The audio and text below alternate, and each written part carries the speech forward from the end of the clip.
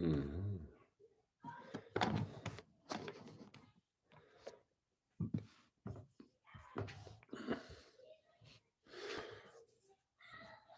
Whoa. Whoa. Whoa. It's the illusion reporting from somewhere on spaceship Earth. All right, man. God was willing. We made it another Wednesday. We made it one more Wednesday. Sober. In my case, I hope it's the same for you out there. I hope that you've made it this far and remain. Yeah. Brisker, hedgy. We made it, dude. We are here. And that's good, dude. I need advice. I'm 18, can't stop smoking weed. Been smoking for 2 years, dude. Well, it's all the same advice, dude. You gotta pick up the phone, ask someone for some help, dude. That weed's addictive, man, isn't it? They told you it's not addictive. It's super addictive, dude. Might not be physically, but it's mentally addictive, dude. Just like caffeine, dude. Well, caffeine's both, but there's Resto, man. Brisker. We'll get you over the plate here on this this stream there. So just hang on, dude. I ran out of weed, so I'm drinking tonight. A little bit little trollish there, dude. All right, so this is an hour dedicated to those who suffer, man, and so that there's a solution to get out. Oh wait, I think I did it wrong. No worries, Mark, man. I'm trolling. All right, where we at, dude? Come on here a lot and don't talk. All right, well, Mark, dude, don't let your one comment stop you. It's all good, dude. So God grant me the serenity to accept the things I cannot change, the courage to change the things I can, and the wisdom to know the difference. Brisker, the wisdom to know the difference, man. That's half the battle, dude. The wisdom to know the difference, dude. 608 TTT TV, dude. Hello. So this hour is dedicated to those who suffer, man. And suffering, dude, is very subjective, dude. Like suffering literally can be I'm 18 and I can't stop smoking weed. Because for some reason you see it. Like Brisker sees it. Like he's 18. It's time to put the weed down. There's too much life ahead of you, dude. You already know that you've wasted a lot of time being stoned. So suffering can come in all sorts of shapes, man. It can be emotional, physical, perceptional, spiritual. All right, we'll can't talk to people. We're gonna get to you, Brisker. Hang on, can't work. All right, we'll get to you. So we're here to have a solution, dude. And this is not some flip of the switch, though that might be the case for you. We're here to offer a solution because it's a daily struggle, dude. At 13 years sober, dude, I still got to maintain my sobriety a day at a time, dude. And some days I don't think about it at all. Other days are madness, dude. And other days I want to blow my brain. Let's be clear, dude. There's a lot of people have chosen a suicidal route, and that's what started this Sober Wednesday. So please, this is really for those who don't think there's a way out. There absolutely is a way out that's thriving, full of life, and it involves God. And the reason we suffer is because we have something between us and God. So with that said, I will read chapter 5 as it is traditional for this thing. But let me just, before the thing goes on. Brisker, I feel like I got no place in the world sober, can't talk to people, can't work. Are you sure? Are you sure? I'll tell you this, right? So you're 18. You've been smoking weed for 2 years, according to your post. Are you sure you even know any of that? The difference of life between a 16-year-old and an 18-year-old. Think about this for a second, Brisker. 2 years. Let's just round to make the math easy. Let's round you up to 20. 2 years is 10% of your life, dude. So at 18, you've spent more than 10, probably about 15% of your life stoned. Throw in another 15% because throw in like what, 6 years of that. Let's go 8 years of that. Let's go 9 years because 50% of that's you being like a little kid, dude. Running around, Star Wars, Legos, Transformers, whatever it may be, dude, right? Dude, Pokemon. Then there's another period in there. So that's 65% of your life, dude. You're clueless. And then the other part, you don't have a clue either. So you've spent no part of your life actually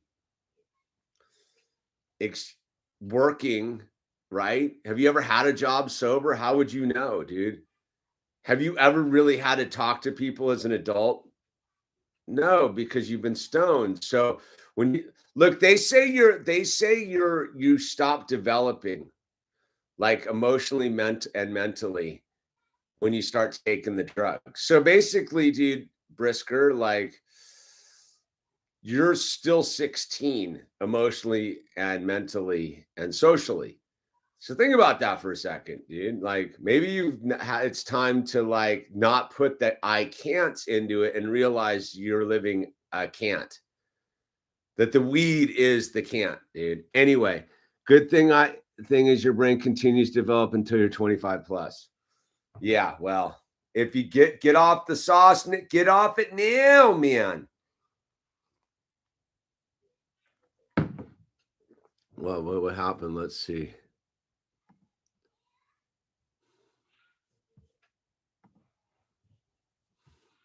Mark's okay, 608. Mark Anthony Sinclair, Dave Clare. Yeah, there's still time to return to your equilibrium. Well, the mind and the body are incredible things, dude. Just don't start burning holes in your brain with methamphetamines and don't burn. Brisker, but it's time to, dude, look, Brisker, you found out what took me 25 years of smoking weed to find out, dude. You still play with Legos. Heck yeah, dude. Absolutely, dude. I still play with Legos and skill saws. Legos and skill saws. Oh my, dude. I find it tough living in an environment where most other people drink. Yeah, me too, dude. I find it tough to be around people that are getting too stoned. It was funny. I was down surfing last week and I ran into some friends of mine and they were ripping bong hits, sitting in the van, just hot boxing it. And I don't care. I think it's hilarious, dude. But you could just tell like there's just a full like to it. Like an And my one buddy, dude, he's about my age. He's like, I just want to have kids and stuff. I go, maybe you should stop smoking the weed, bro.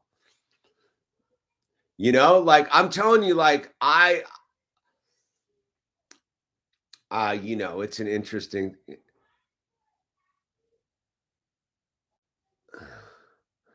Can you tell me how I should feel if I can't remember how long I've been away from drugs? I didn't keep track of my last day. Whatever, dude. PCH trash pickup, dude. Video. That's right, dude. So, let me do this. Let me read. Here's Brisker. This one's for you, dude. And Mark, dude. Hey, you accidentally got timed out, dude. I would override it if I knew how. So just hang in there. You'll be back in the stream in a minute, dude. So I read chapter 5 from how it works from the big book Alcoholics Anonymous. This is this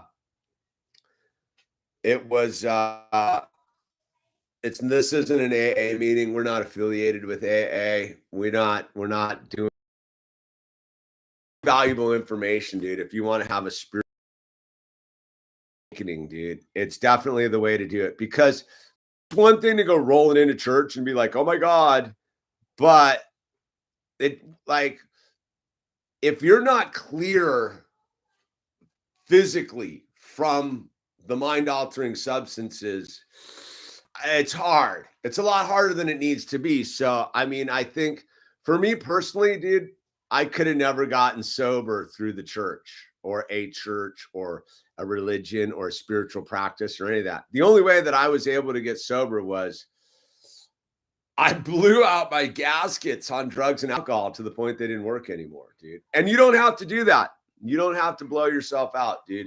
You can pull back now, dude, and have a super productive relationship with God and have a family and farms and all sorts of stuff, you know? So to me, addiction sometimes feels like a riptide. You can wear yourself out fighting, but you surrender and change your direction. You won't be able to make it back. Yeah.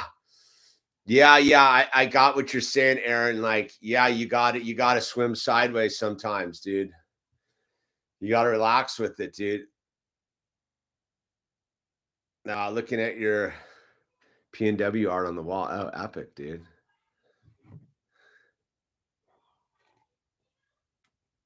So let me read chapter 5, how it works, because that is sort of a standard thing here, and then we'll get into it.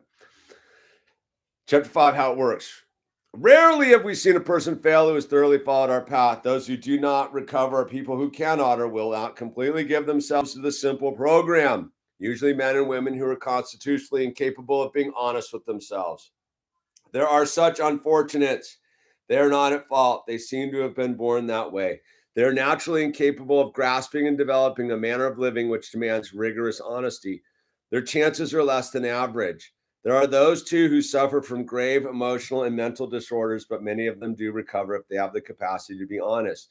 Our stories disclose in a general way what we used to be like, what happened, and what we are like now. If you have decided you want what we have and are willing to go to any length to get it, then you're ready to take certain steps. At some of these, we balked. We thought we could find an easier, softer way, but we could not. With all the earnestness at our command, we beg of you to be fearless and thorough from the very start. Some of us have tried to hold on to our old ideas, and the result was nil until we let go. Absolutely. Remember that we deal with alcohol, cunning, baffling, powerful. Without help, it is too much for us. But there is one who has all power. That one is God. May you find him now. No.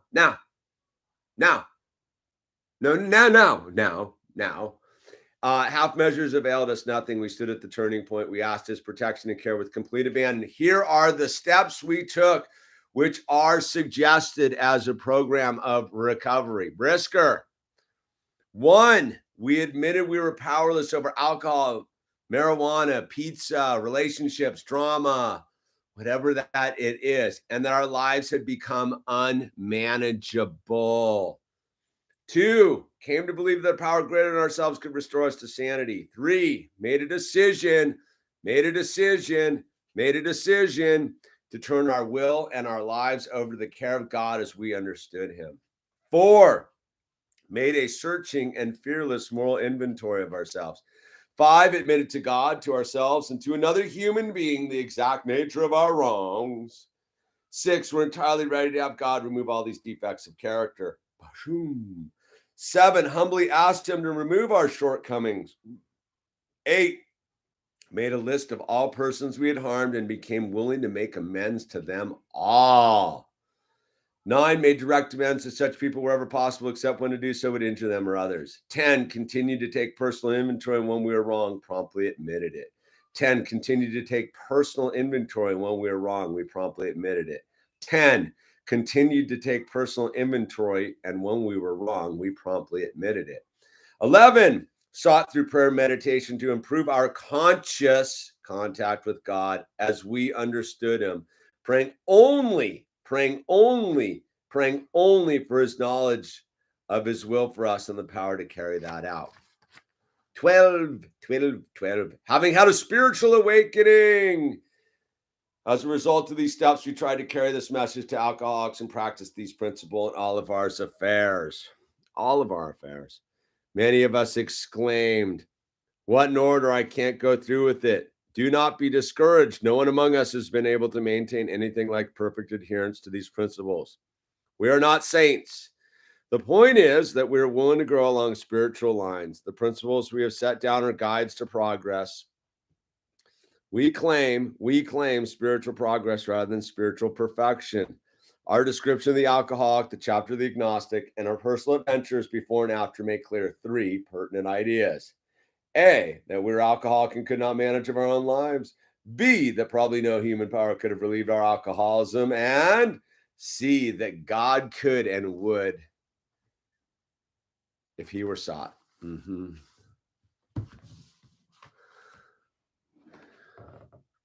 Okay, what's the yeah, looking for a PNW art. Now I say live stream with Tesla and the illusion. Yeah. Don't forget that Mitch. Don't forget Mitch. Yeah, no cap in here, brother. And BW one day at a time. What's going on? Ethan Fonts.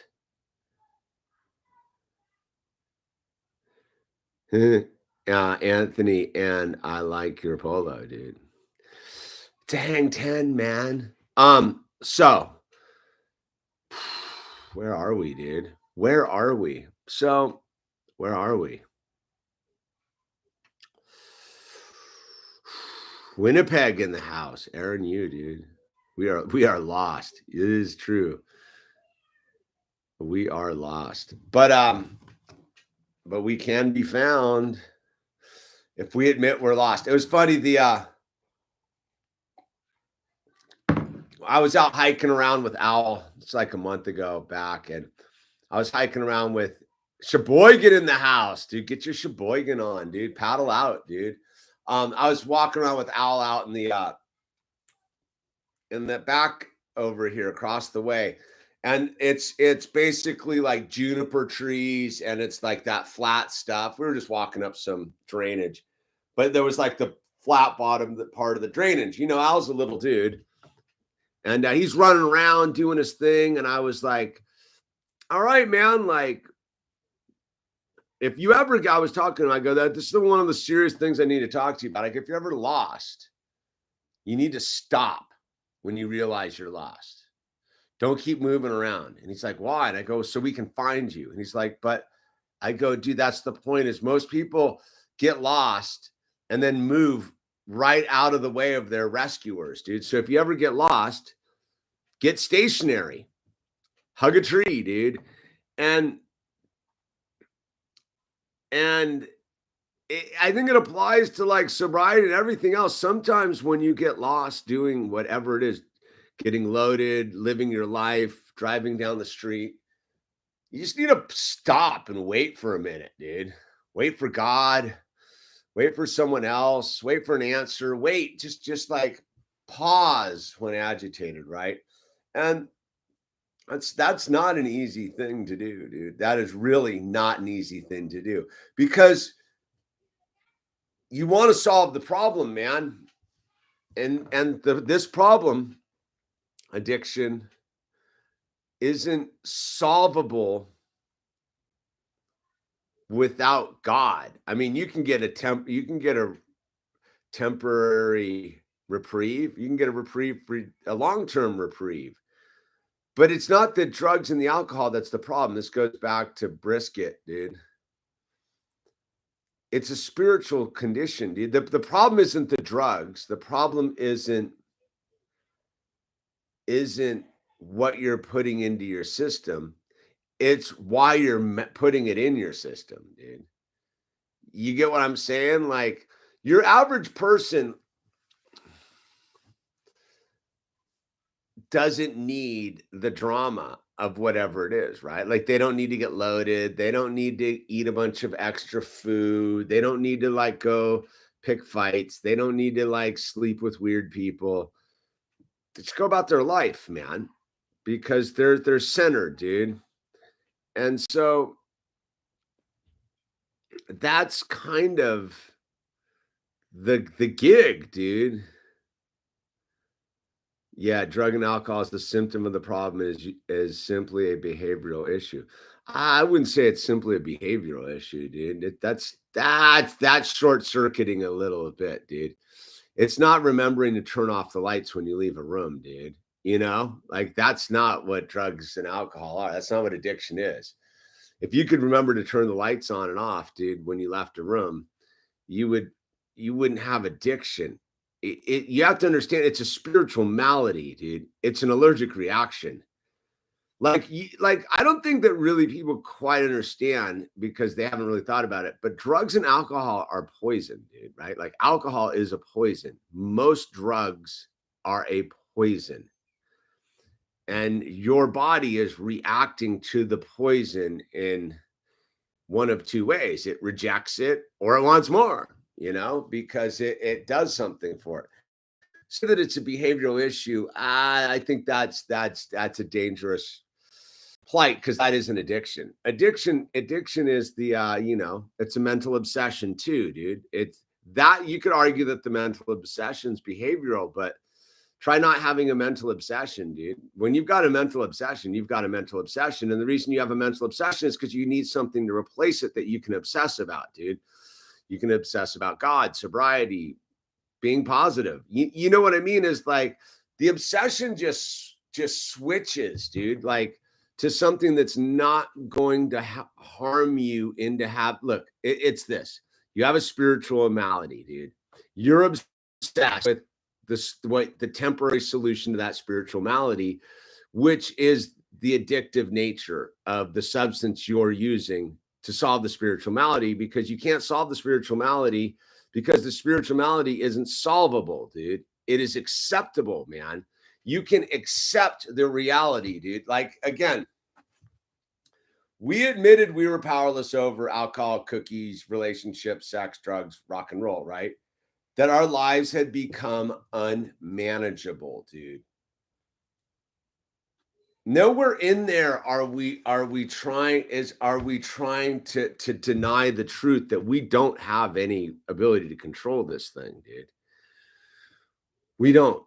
If we did, we could make it sunny on a cloudy day, dude. Some people can. Some people have the ability to see the glass abundantly overflowing when it's empty, no matter what. I don't have that ability, dude. So again, I think that where it really gets into the thing is if you think it's just behavioral, you don't get the real butter of what it is. The spiritual malady is where the magic lies, dude. The minute you can admit that you have a spiritual malady, like, ooh, there's the gravy, dude. There's the fancy stuff. There's the sparklers and the bottle rockets and stuff. Because the spiritual malady, if you can admit you have a spiritual malady, on the flip side of that is a spiritual solution, dude. And when you get to that spiritual solution because you have a spiritual malady, and that's when life starts getting good, man. That's the good stuff. If it was just about not drinking or not smoking a joint or not sniffing cocaine because I like the smell of it, or taking pills or doing whatever, I'm still using them, dude. But the fact of the matter is that when you get to the spiritual solution, when you get into the relationship with God, you realize that no amount of drugs and alcohol could ever compare. No amounts of LSD or ayahuasca or whatever would ever compare to a real deep relationship with a God of your understanding. Like when you're there, you're like, oh, that's why I was in so much pain. See, it's that thing of like, you don't know what the spiritual malady is till you get the spiritual solution, dude. Having had a spiritual awakening as a result of these steps, right? Sometimes quickly, sometimes slowly. What's up, Paul Bird? Thank you. Sometimes quickly, sometimes slowly. Yeah. So it's that thing of like, to the novice or the beginner or someone on the other side who's trying to start this journey, you're not going to know what it is till you get there. It's one of those weird things. Like, as a dude who's been doing this now for 13 years, You can have some dude explain it to you or some girl explain it to you. You can have someone talk to you about it, show you what it is, all of these things. But till you actually have the lights go on in the dark house, you don't know what a well-lit house is all about. You're like, "Oh, wow. So that's what it is. I see now." And so that's why you got to hang. That's why you that's why the real challenge is to hang in there no matter what, dude. It's not just like yeah, I'm hanging in there no matter what, dude. It's not that. It's you're hanging in because like every obstacle you get over, you get closer to seeing the truth. Like, oh, that obstacle was no big deal. I thought it was going to smoke me, dude. Like that's like they say doesn't give you more than you can handle, dude. Right? So like the early sobriety problems that you overcome are in scale with what you can handle at the time. And then as life moves on, you get more complicated and complex problems. But the reason you had the simpler problems is because they seemed overwhelming in the beginning and then you solve them. And then when you get to the more complex problems, you can be like, oh, yeah, I remember how complicated that simple problem seemed when I was viewed it as an overwhelming problem. And then you get more practice at overcoming the obstacles of life. And the more you overcome the obstacles of life, the more and more you see that it's not you, it's God, dude. And then you're like, oh, wow. And that's why you're like, oh, I'll give it away, dude. I'll give it away for free. So, yeah. So on the behavioral thing, thanks for triggering that thought process, dude. I'm a drug addict and I'm dumb, but I'm into opiates. Doing this is hell, dude. Hmm.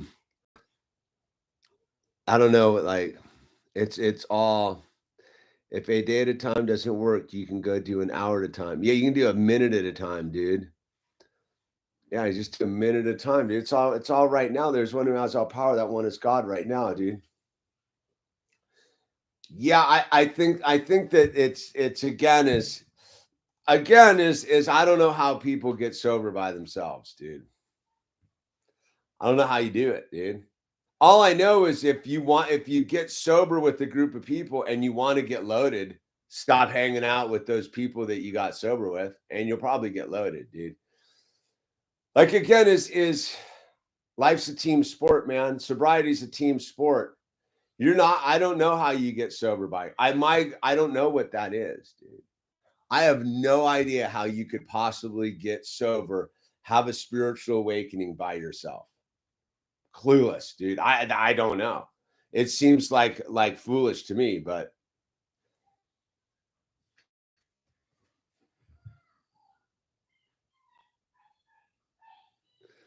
I don't know. That's what people are for, Aaron, dude. Like hang out with some people and ride it out, dude. Again, I think the excuse factory is gnarly, man. Like again, I mean I can only share from my own experience. I'm a freaking hermit, dude.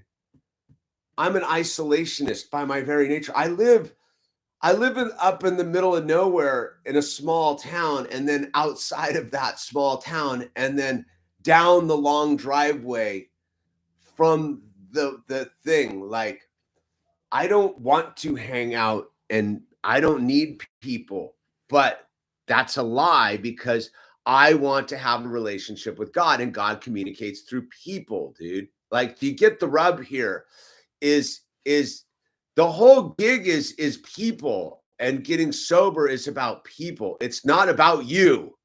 That's the funny part about sobriety is like if it's just about you, that's why you've been getting loaded. That's why you're doing drugs and getting high and doing all these things because it's just about you. And if you want it not to be about you anymore, you've got to go get with people and sit there and be like, all right, like, okay, now what? And then they go, all right, well, now we're doing this. Now we're doing that, dude. Because I don't know, man. Like I got sober with people. I didn't get sober by myself, dude. And I tell you what, like that's I don't know how you get sober without people, dude. I just don't know how you don't. So like if you want to stay in pain, just stay home, keep getting high, or you go down to a meeting and do what the rest of us have done and go, hey, I'm an alcoholic and I want some help. And they go, okay, dude, are you willing to accept the help? And you're like, yeah. And they're like, okay, just hang out with us, dude. And we're going to do a bunch of like work and do the stuff. And you're like, but yeah, but like, you don't understand. And they're like, yeah, let me tell you about not understanding, dude. I don't know, man. That's why you got to go like hear people's stories, dude. That's why you got to go listen to other people so that you can be like, oh, wow, dude. Like, dude, I remember dude, I was at this meeting, right? I was at this meeting, man. I was a couple years sober. It's one of those big meetings, and this gal gets up, fully put together, like normal looking, dude. The whole thing. She starts talking about her story, dude, about her being a prostitute, about her drug addiction, and all the craziness that's going on, and then how she had been taken hostage, and she was this toy between these drug dealers and drug runners, and she was being human trafficked and the whole thing. And she was out there in the desert somewhere, dude. And the person was gonna kill her, and they didn't, and something went wrong. Like it was one of those things like she was dude dead and something went wrong and she lived, right? And this gal lived, got sober, and like became like this real estate mogul and adopted all these kids and like had this incredible like life going. But you would listen to the story and you're like, oh my God, that is so dark and so gnarly and so out of hand. And you look at, and then you're like, oh my, like, all right, like I can get through this thing, dude. That's why you get sober with other people and go to meetings, is so you can like hear people with gnarlier circumstances than you could ever imagine. And you're like, okay, that puts it into perspective, dude. And then you go, all right, man, like I can do this. That person did it. I can do it too, dude. And so again, is I don't really get the exercise of putting the drugs and alcohol down if you're not going to get sober.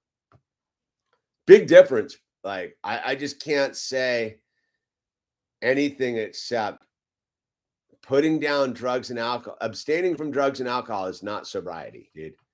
Just because you didn't put it in your body doesn't mean you're sober, dude. Because sobriety is about humbling yourself, about realizing you don't have the answers, and whatever your brain is telling you, I don't do this, I blah, blah, blah, blah, that you've finally gotten to the point where you don't listen to it anymore. And you're like, so someone else tell me what to do, dude. And those people will be like, look, dude, you need to read this book, and we're going to drink a bunch of coffee together. And get your cigarettes or whatever you need. Like, buckle up, dude.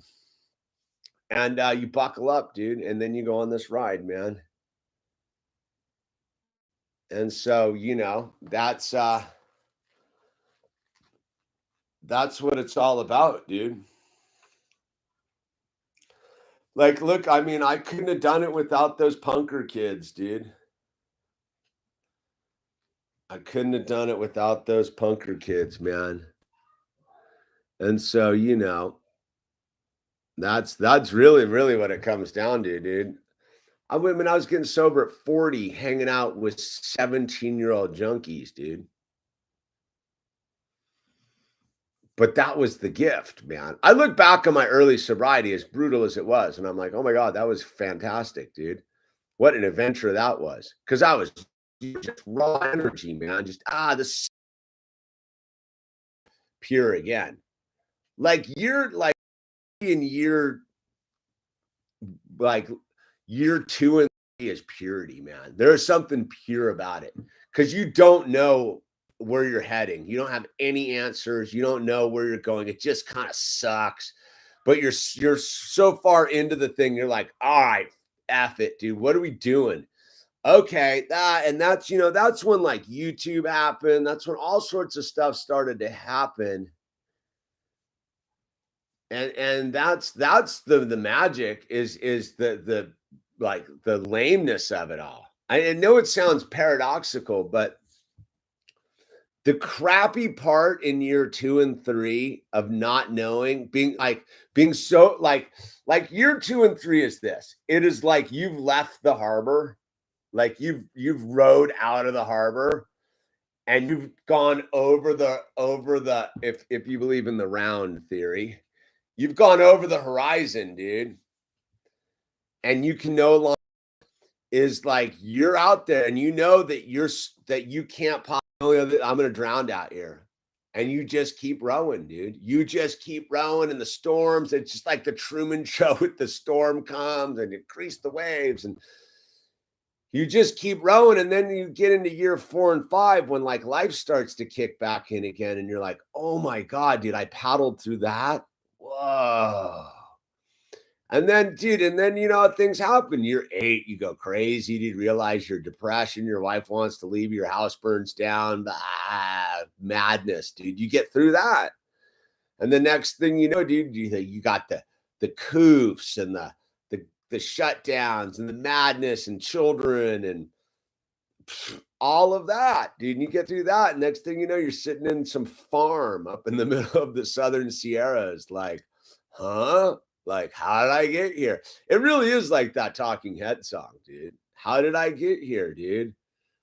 What, like, is this my beautiful life? Is this my fancy car, dude? Is this my tractor?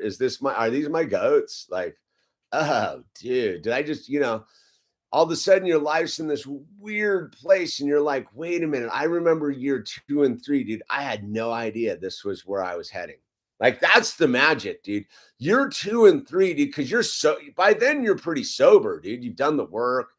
You're doing the thing. You're like, yeah, I'm sober guy. You're speaking at meetings. You're doing the thing. You got your sober crew. You know your way around. You've been around the sun once. You're like, yeah, right, dude. I can handle a day. No big deal, dude. And life's just throwing you curveballs and right hooks and jabs and punches and kicks between the legs and broken down cars and dude, living in shoe boxes and all of it, dude. And at the same time, you're finding that you're an artist, that you can go do things. I'm going to go travel here. I'm going to run for city council. I'm going to do this. I'm going to do that at the same time.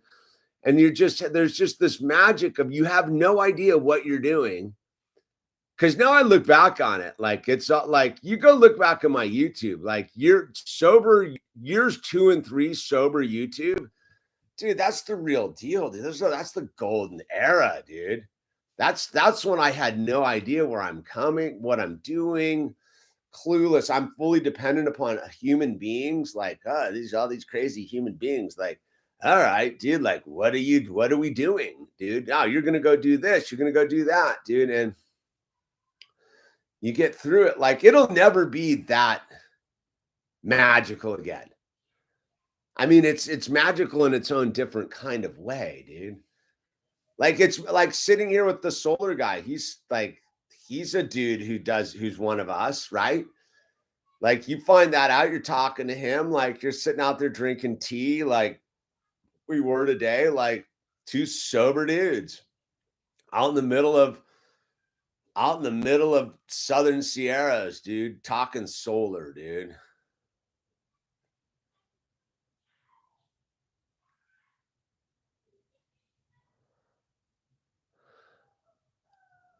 I've had my legs swept away from me and I'm still learning how to walk again, and staying positive is the process. Yeah, and being bummed is part of the process too, dude. Like, yeah, the best is knowing that you can get your legs swept, dude. Right? 608. Like, the best part of being sober is unstable connection.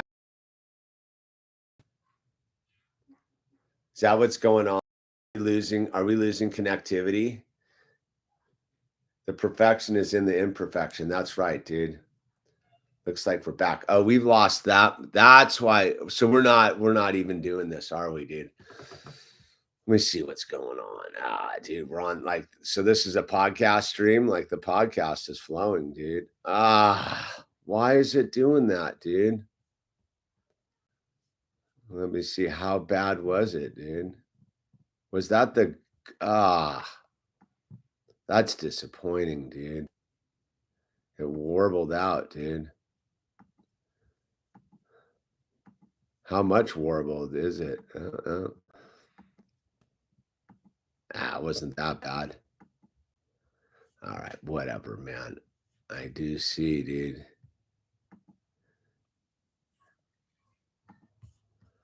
Oh, dude. What a God grant me the serenity to accept the things I cannot change, dude. Just a little lag, dude. Wow, that's life up in the mountains, man. I've had to leave and come back many times now, dude. Yeah, what's up, Grateful Ed? It's all right. It's all right. It's all right. It's all right. So on that note, the lag thing at 7:13. I think I'm gonna cut this one a little bit short. Had a long day up here, man. And look, your life is worth it, dude. It's worth it, man. It really is. Your life is worth it, dude.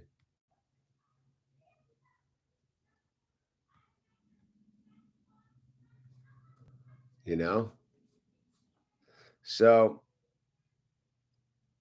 just don't, like, if you can hand up the suicide prevention numbers, that'd be great. This is it's fine. The moment ends, dude. The moment ends, dude. It's probably time to go. I'm hungry, dude. My wife just made dinner. But yeah, keep on rolling, dude. But if anyone could throw up the suicide prevention numbers, that would be awesome, dude, because your life's important and you're needed. And you're needed, like your sobriety is important, and you're needed, man. So there's a lot that we can do for each other, but you got to ask for help. No one's a mind reader. No one knows what to do. Dude.